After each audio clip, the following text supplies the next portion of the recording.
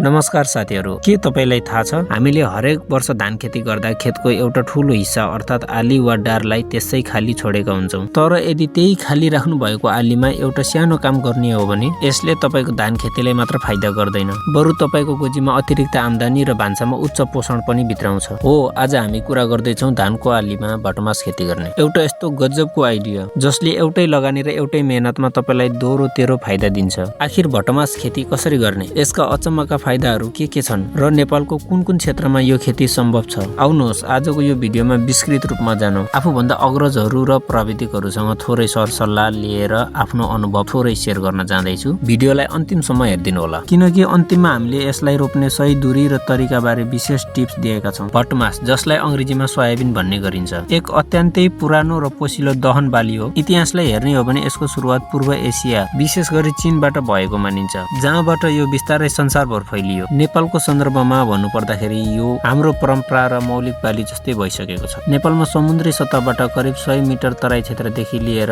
2000 metre मध्य पहाडी क्षेत्रसम्मको उचाइमा भटमास सजिलै खेती गर्न सकिन्छ। यसको मतलब तराईका समथर फाँटदेखि पहाडका काल्ना र आलीहरूमा यसको उत्पादन राम्रो हुन्छ। अब कुरा गरौँ यसलाई कस्तो हावापानी चाहिन्छ र कुन सिजनमा रोपिन्छ। भटमासका लागि न्यानो र अलि ओसिलो हावापानी सबैभन्दा उत्तम मानिन्छ। यसको वृद्धिका लागि 20 देखि 30 डिग्री सेल्सियसको तापक्रम उत्कृष्ट हुन्छ। नेपालमा यसको खेती गर्ने मुख्य सिजन भनेकै वर्षा ऋतु हो, अर्थात जब हामी असार साउनमा धान रोप्छौं ठ्याक्कै त्यही समयमा आलीमा भटमास लगाइन्छ। धान रोप्ने बेला आलीमा पर्याप्त मात्रामा चिस्यान हुने भएकाले यसको बिउ सजिलै उम्रिन्छ र वर्षाको पानीले नै यो हुर्कन्छ। यसका लागि छुट्टै सिँचाइ गरिरहनु पर्दैन। धेरैले लाग्न सक्छ आलीमा भटमास रोप्दा धानलाई असर गर्छ कि, तर कुरो ठ्याक्कै उल्टो छ। भटमास एउटा दहन बाली हो। यसको जरामा विशेष प्रकारका सूक्ष्म जीवाणु हुन्छन् जसले हावामा रहेका नाइट्रोजनलाई सोसेर माटोमा बाँध्ने काम गर्छ। यसले गर्दा माटोको उर्वरा शक्ति प्राकृतिक रूपमै बढ्छ। भटमासले धानबालीका लागि आवश्यक पर्ने नाइट्रोजन, एक प्रकारको युरिया मल सित्तैमा उपलब्ध गराइदिन्छ। त्यति मात्र कहाँ हो र, भटमासका पुराना पात र अवशेषहरू खेतकै माटोमा कुहिएर प्राङ्गारिक वा जैविक पदार्थ बन्छन्, जसले आउँदा दिनमा लगाउने अन्य बालीलाई समेत ठूलो फाइदा पुर्याउँछ। माटोलाई त फाइदा भयो, तर यसले मानिसलाई के फाइदा दिन्छ त? पहिलो कुरा पोषण। भटमासलाई गरिबको मासु पनि भनिन्छ, किनभने यसमा अत्याधिक मात्रामा प्रोटिन, भिटामिन र खनिज पदार्थ पाइन्छ। घरको उपभोक्ताका लागि यो स्वास्थ्यवर्धक खाद्यान्न हो। दोस्रो कुरा